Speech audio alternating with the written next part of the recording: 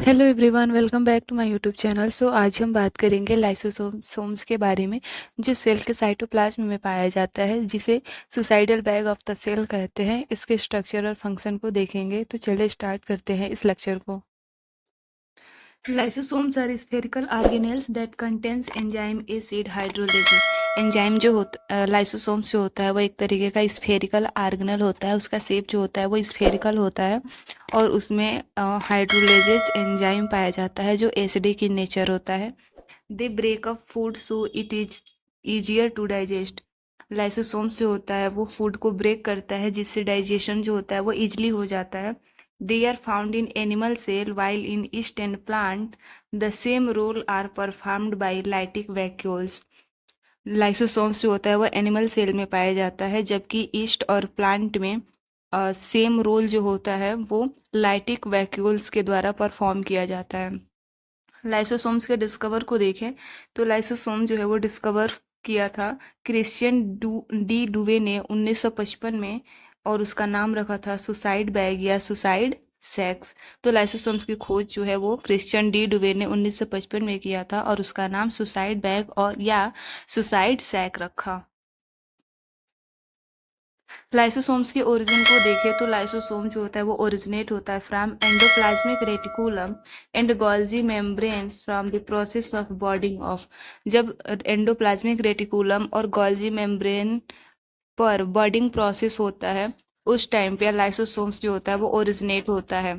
नोविकोक ने 1960 में यह पाया कि acid phosphatase one of the characteristics enzyme of the lysosome.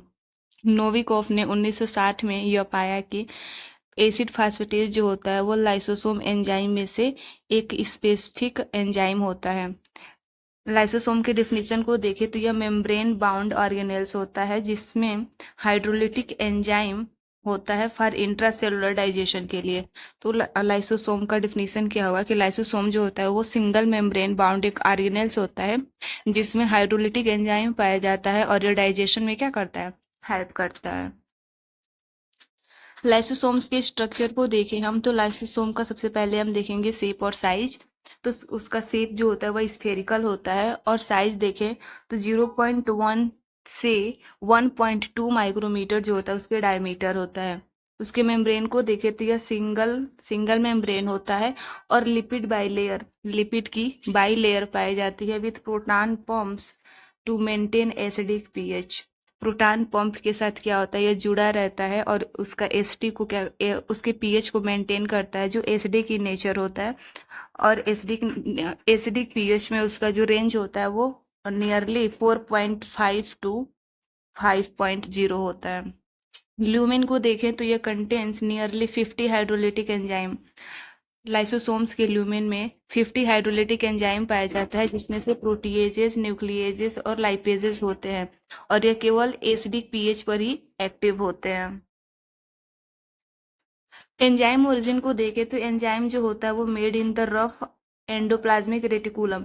Enzyme जो होता है वो रफ एंडोप्लाज्मिक रेटिकुलम पर बनता है, tagged with mannose 6 phosphate in the Golgi. और गोल्जी पे मैनोज 6 फास्फेट के साथ टैग होता है और वेसिकल्स के द्वारा ट्रांसपोर्ट होता है। जैसे कि अगर हम डायग्राम में देखें लाइसोसोम्स के डायग्राम को, तो ये जो होता है वो एक तरीके का एनिमल सेल है और एनिमल सेल के साइटोप्लाज्म में जो होता है वो लाइसोसोम्स पाया जाता है जो फ्रीली मूव करता रहता है। इसके डायग्रामेटिक स्ट्रक्चर को देखें तो ये आपका लिपिड लेयर है, जो लिपिड की ये बाई लेयर है जो ब्लैक कलर से आपको दिखाई दे रहा है। और इसके बाहर जो होती है वो मेम्ब्रेन पाया जाता है जो ट्रांसपोर्ट करता है प्रोटीन का। और बीच में देखेंगे ये हाइड्रोलिटिक एंजाइम का मिक्सचर होता है जो इंट्रासेलुलर डाइजेशन में हेल्प करता है। टाइप्स ऑफ लाइसोसोम को देखें तो लाइसोसोम में जो पहला टाइप होता है वो होता है आपका प्राइमरी लाइसोसोम्स। तो प्राइमरी लाइसोसोम्स क्या होता है, यह न्यूली फार्म्ड होता है और इनएक्टिव होता है। सेकेंडरी लाइसोसोम्स को देखें तो जो सेकेंडरी लाइसोसोम्स होता है, जब प्राइमरी लाइसोसोम्स का फेगोसोम या एंडोसोम के साथ फ्यूजन होता है तब सेकेंडरी लाइसोसोम्स बनता है। और सेकेंडरी लाइसोसोम्स होता है वो एक्टिव होता है और डाइजेशन में इन्वॉल्व होता है। थर्ड है रेजिडुअल बॉडीज। रेजिडुअल बॉडीज में आ जाएगा इनडाइजेस्टेबल मटेरियल। इट मीन्स कि डाइजेशन के बाद कुछ ऐसे मटेरियल्स होते हैं जो डाइजेस्ट नहीं हो पाते हैं, वो एक्जोसाइटोसिस के थ्रू बाहर निकाल दिए जाते हैं, तो वो मटेरियल जो होते हैं वो रेजिडुअल बॉडीज में आते हैं। फोर्थ है ऑटोफैगिक वैक्यूल। ऑटोफैगिक वैक्यूल में आ जाएगा digest cellular component. It means autophagic vacuoles को हम बोल सकते हैं ऑटो लाइसोसोम्स। जब सेल अपने आप अपने ही ऑर्गेनेल्स को डाइजेस्ट करता है तो उसे हम ऑटोफैगी बोलते हैं, और ये ऑटोफैगिक वैक्यूल्स के इंटर में आता है। फंक्शंस ऑफ लाइसोसोम को देखें तो लाइसोसोम जो होता है वो इंट्रासेलुलर डाइजेशन में हेल्प करता है। इट मीन्स यह ब्रेक डाउन करता है macromolecules like protein, lipid, nucleic acid और कार्बोहाइड्रेट। इन सबको क्या करता है कि सिंपल कॉम्प्लेक्स में तोड़ता है, जिससे डाइजेशन इजिली हो जाता है। सेकेंड है ऑटोफैगी। ऑटोफैगी में अभी हमने आपको बताया कि जब सेल अपने ही ऑर्गेनेल्स को क्या करता है, डाइजेस्ट करता है, उसी को हम बोलते हैं क्या, ऑटोफैगी। जैसे कि आप देख सकते हैं digestion of this cells on damaged organelles are protein. खुद के डैमेज ऑर्गेनेल्स को या तो डाइजेस्ट कर जाए या फिर जो प्रोटीन होता है उसको भी क्या करे, डाइजेस्ट कर जाए, तो उसी को हम बोलते हैं ऑटोफैगी। सेल्फ क्लीनिंग प्रोसेस होता है ये, कि जो अनयूज प्रोटीन जो होते हैं उसको क्या करता है, क्लीन कर देता है। थर्ड इसमें हेट्रोफैगी।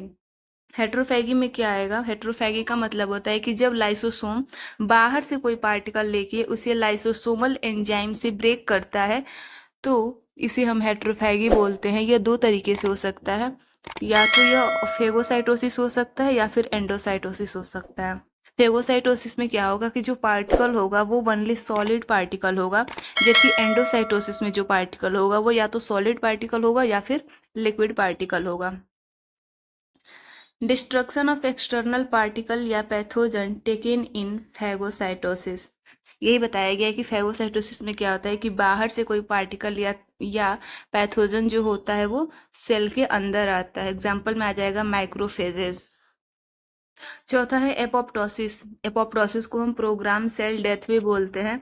इसका मतलब होता है कि release of cathepsin trigger control cell death when needed. जब जरूरत होती है तब ट्राइगर कंट्रोल सेल जो होता है वो कैथेप्सिन ट्राइगर को क्या करता है, रिलीज करता है। पांचवा हो जाएगा recycling of cellular material. It means कि जो ब्रेक डाउन होता है प्रोडक्ट का, जैसे कि प्रोटीन टूटता है अमीनो एसिड में, कार्बोहाइड्रेट टूटता है शुगर में, फैट जो होता है वो लिपिड में टूटता है, तो ये प्रोडक्ट जो होते हैं उसका फिर से साइकिल में क्या होता है, उसका सेलुलर मटेरियल में उसका फिर से रीयूज हो जाता है, तो उसी को हम बोलते हैं रिसाइकलिंग। 6 नंबर जो है वो है डिफेंस मैकेनिज्म। की लाइसोसोम्स जो होता है वो डिफेंस में भी हेल्प करता है। इट मीन्स यह डिस्ट्रॉय करता है bacteria, virus and other harmful invaders को, क्योंकि वो एसिडिक उसमें एसिडिक एंजाइम पाए जाते हैं जो बैक्टीरिया, वायरस या अदर हार्मफुल को डिस्ट्रॉय करने में हेल्पफुल होते हैं। सातवां है रोल इन डेवलपमेंट। डेवलपमेंट में कैसे रोल प्ले करता है, तो ये हेल्प करता है tissue remodelling during development. Development के दौरान टिश्यू में रिमॉडलिंग करने में हेल्प करता है। एग्जाम्पल में देखें तो removal of tail in tadpoles. Tadpole से क्या करता है, उनके टेल को रिमूव करता है।